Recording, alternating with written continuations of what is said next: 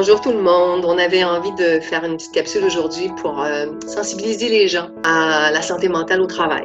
Je me présente, je m'appelle Marie-Josée Mucci, je suis conseillère en ressources humaines, spécialisée en climat de travail. Puis pour moi, une équipe qui est en santé mentale, c'est une équipe qui est performante. Quand on parle de santé mentale, on parle de surmenage au travail. Plusieurs présentement vont souffrir aussi d'isolement. Alors voilà, je laisse la parole à Albertine. Merci Marie-Josée. Donc oui, Albertine Girard, moi je suis coach professionnelle et je suis aussi consultante en management stratégique. Donc mon rôle c'est d'accompagner des dirigeants, des employés aussi évidemment, pour améliorer leur performance en mettant l'humain au cœur des différentes stratégies de l'entreprise.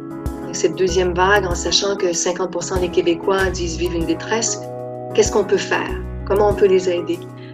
Il y a des pistes qui sont très importantes à mettre en œuvre pour favoriser la prise de conscience.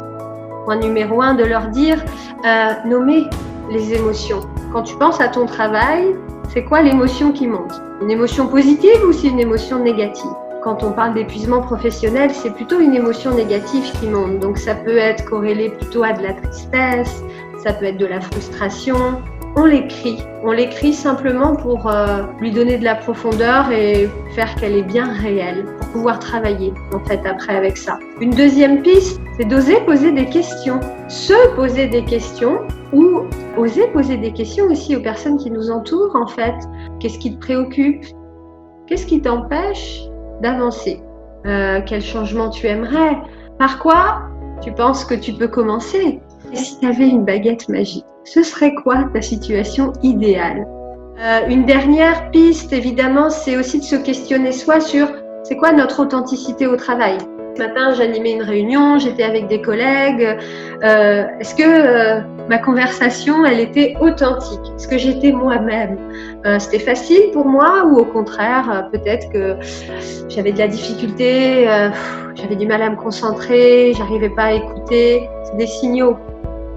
La journée internationale en fait de la santé mentale approche, c'est le 10 octobre, puis peut-être d'ici là qu'on peut vraiment être dans la prévention, dans la sensibilisation, puis peut-être oser en parler. Puis c'est comme ça peut-être qu'on va y arriver. Partagez, écrivez ceux qui ont le goût évidemment de nous dire qu'est-ce qui marche pour vous pour avoir un mieux-être au travail. Partagez, comme Albertine l'a dit, ça va me faire grand plaisir de vous lire puis vous écrire. Merci beaucoup. Merci à toi Marie-Josée.